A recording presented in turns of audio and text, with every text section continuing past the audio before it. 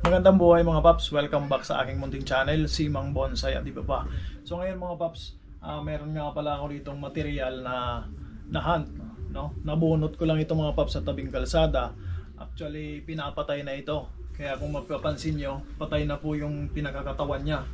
Pero meron pa rin nakasurvive siguro na veins na part ng katawan, kaya ayan, merong nag-survive. Binunot ko ito kahapon at binabad ko muna sa tubig, kaya kung mapapansin nyo mga paps, medyo lanta na siya, pero buhay pa rin naman siya. At saka madali naman tong mabuhay kasi Fok-Yinti ito. So tanggalin natin dyan sa pagkababad sa tubig para makita natin yung karakter.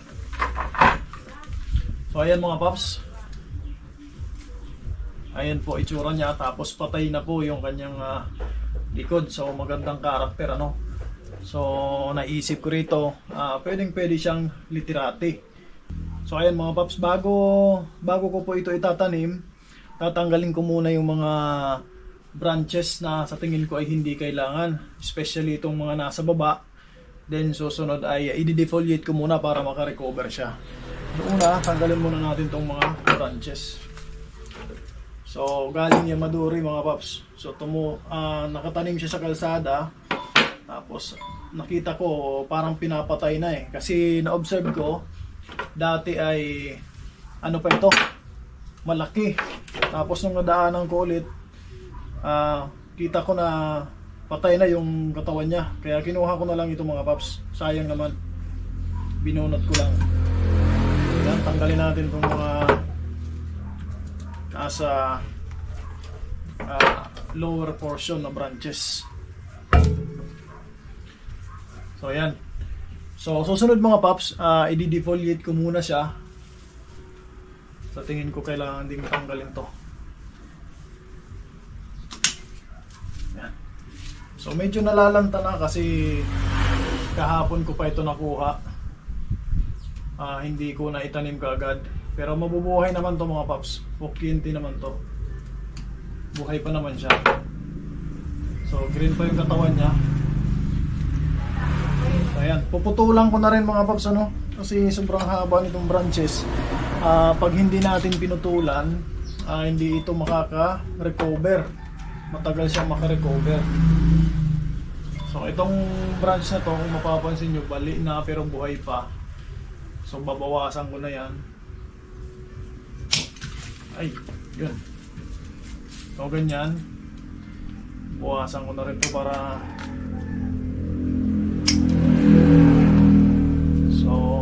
yung maduri dapat mga paps bawas, ano. Tatanggal na rin to, bawasan natin. So, magandang literati style.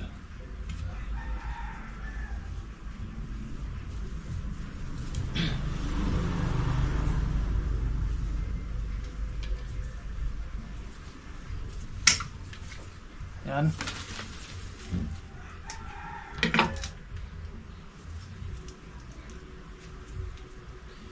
So itong nasa taas mga paps, hindi ko muna babawasan, hindi ko muna tatanggalin.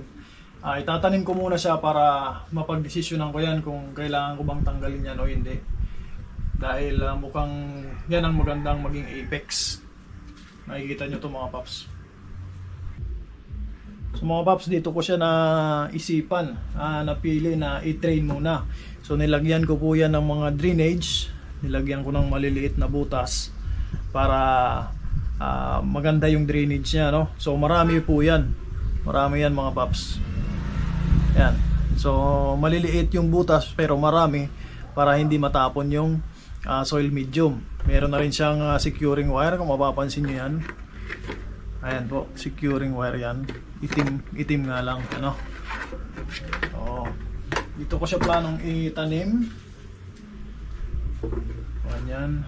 Sa tingin ko kailangan bawasan itong root. Puputulan ko muna itong root niya. So ganyan. Itatanim ko siya mga paps ng malalim para tubuan ang roots dito sa part na to. Ayan, literati style. Ito na lang yung buhay niya, kunting-kunti na lang. Sana makasurvive pa, ano.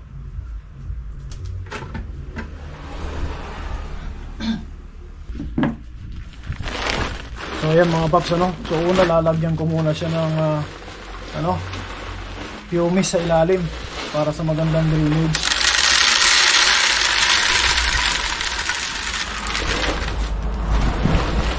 Purong pumice to mga paps, itong first layer. Ayan po, purong pumice yan para hindi mabara yung ganyang drainage, magkaroon siya ng magandang drainage.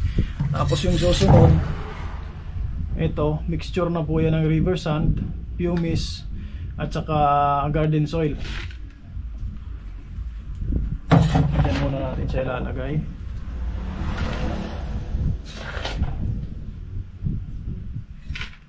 Yan.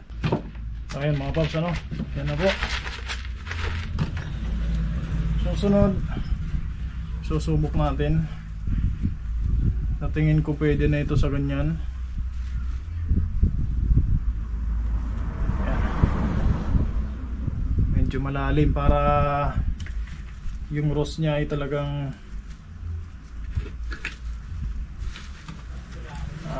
matabunan ng lupa.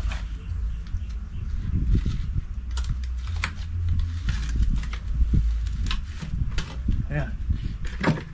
Dagdagan natin ng konti mga paps.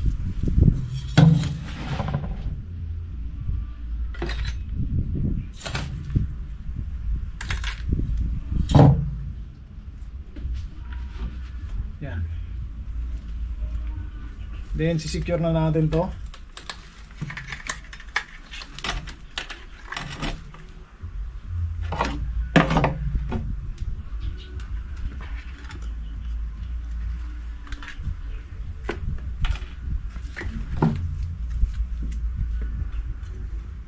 Sana ay nakikita nyo mga paps, ano? Para medyo madilim kasi itong aking lugar. Secure muna natin.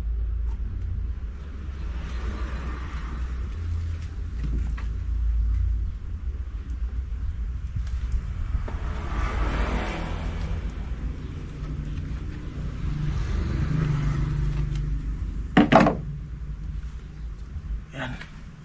Then secure natin itong pangalawa.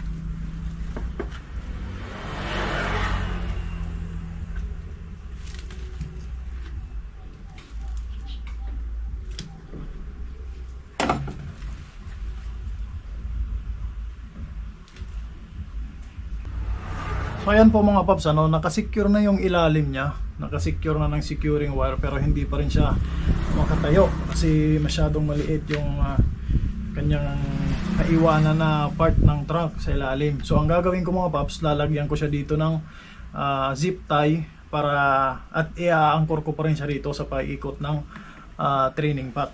So lagyan ko muna mga paps ng zip tie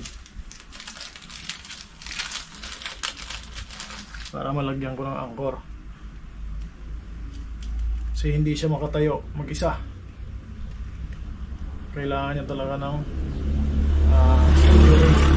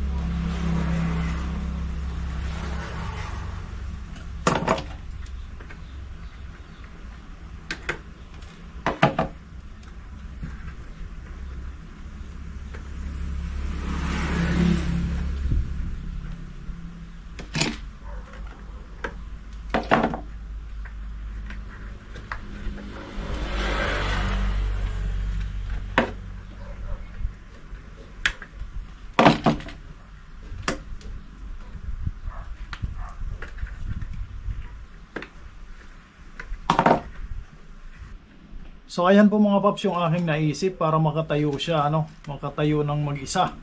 Kasi masyadong mahaba yung kanyang Actually tatayo pa naman yan kasi lulubog po ito sa lupa. Pero mas gusto ko kasi mas secure siya kasi mataas. So para hindi matumba, yan po ang aking naisip. So yan. So inangkor ko siya sa 4 na side. Maliban po doon sa nakatali sa ilalim, nakaangkor pa sa 4 na side. So ngayon mga paps, lalagyan ko muna, pipilapan ko muna ng lupa.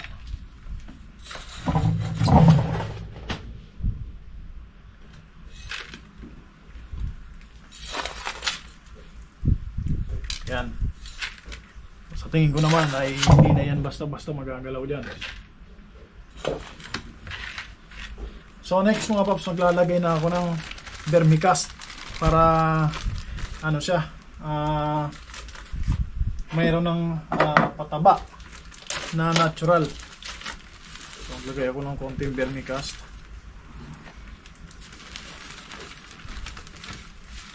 Yan, kalahati. Ayan. Then pipilapan ko na po mga paps.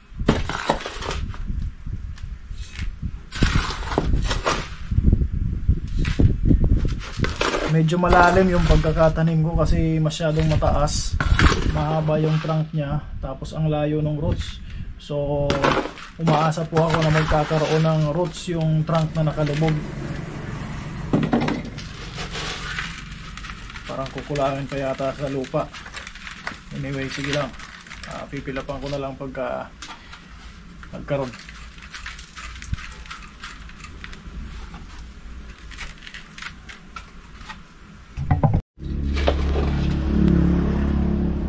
So ayan mga paps, itong ilalagay ko mga paps sa ibabaw ay wala nang halong pumice.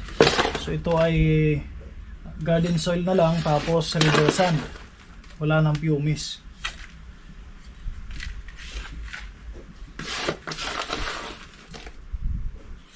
Pwede pa rin naman kahit may pumice mga paps. So iniiwasan ko kasi na yung pumice kasi lumulutang. So para hindi mabawasan yung lupa, river sand na lang, tapos garden soil.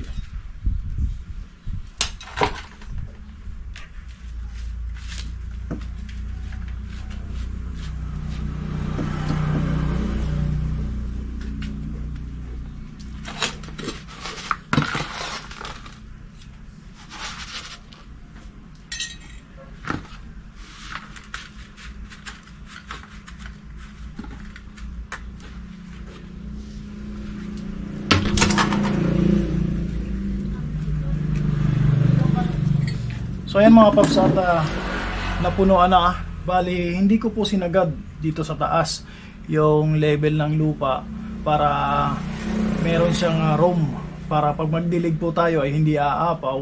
Maglagay tayo ng fertilizer, nandyan lang po siya sa ibabaw. So ayan na po ang level ng kanyang lupa. So mga paps, eto na po ang itsura niya sa malayo. Ayan. So meron ako ditong tinira na branch. Sana may lumabas dyan na shoots Tapos ditong nasa taas, pinag-iisipan ko kung tatanggalin ko tong isa na to na malaki. Tapos ititira ko itong isa as apex. Pero magandang tanggalin mga paps kasi parang walang tapering. Tanggalin natin. Yan.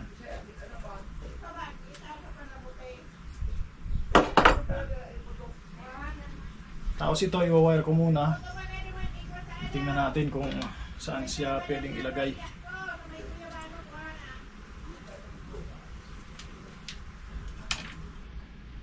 So susubukan ko munang i-wire ito mga paps.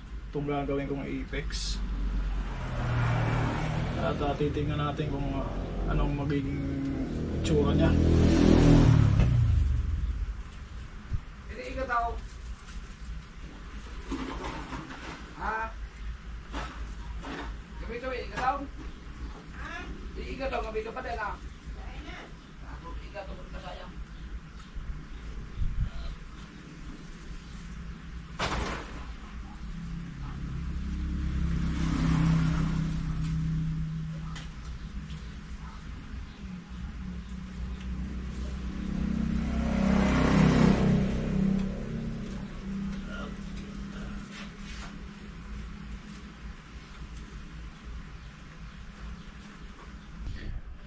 Mga paps, ito po at na-wire ko na yung dalawang branch na maliit.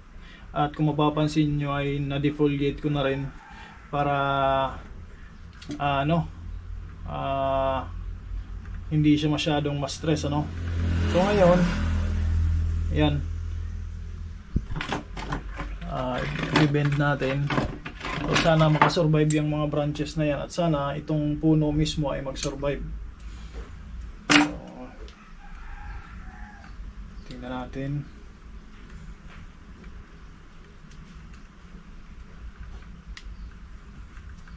Dahan-dahan kasi medyo ano na yung sanga niya, masyado maliit.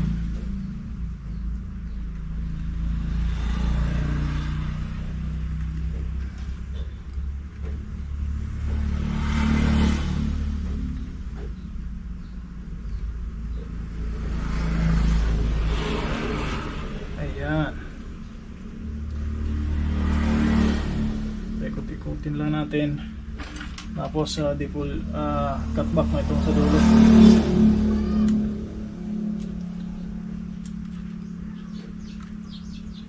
Sana mga paps malinaw dyan sa inyo, ano. Tapos cutback din itong isa na to.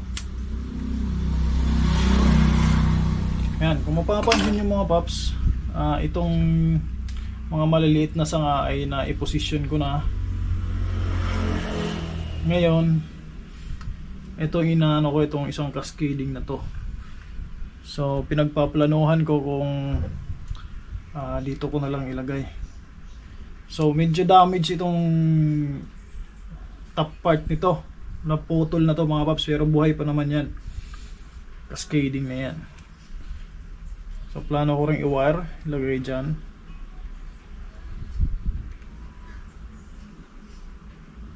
Sige, i-wire ko muna yan mga paps.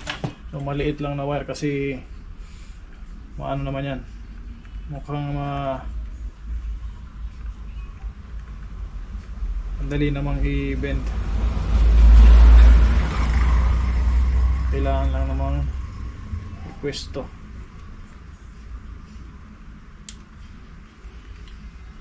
So parang patay na ang itsura nitong ano na to mga paps,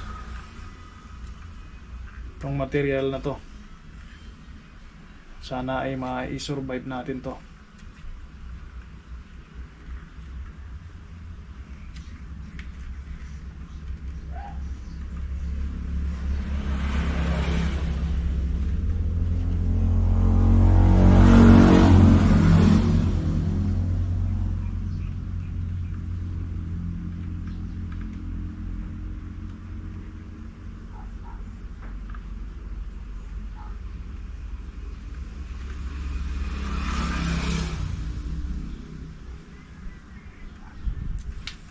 So yan.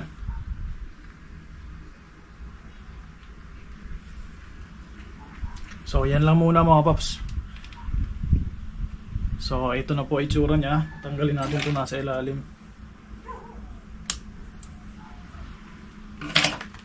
Yan yan. Sana po ay malinaw dyan, nagkikita sa inyo, no? So mga paps, ito na po ang itsura ng aking bagong Fokien T na material. So na-defoliate ko na at nilagay ko na rin sa forma yung branches niya at saka yung leader. So hopefully mabuhay ito mga paps. Yan. Kahit mukhang patay na yung kanyang katawan.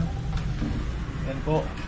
Ang susunod nito mga paps, didiligin ko lang yan tapos ilalagay ko na sa lilim. Bago siya ilagay sa sunlight, sa direct sunlight, para makarecover muna siya. Pag nakarecover na mga paps, tsaka na ilalagay sa direct sunlight. So yun lamang po. Sana po ay nagustuhan nyo. At kung meron po kayong suggestion, iwanan nyo po sa comment section mga paps, para may apply ko rito sa aking bonsai material. Yun lamang po. Once again, iimbitahan ko po kayo na mag-subscribe kung hindi pa po kayo nakapag-subscribe. Click nyo po yung notification bell at share nyo na rin para lumawak yung abot nitong aking channel. Yun lamang po, magandang buhay at happy bonsai.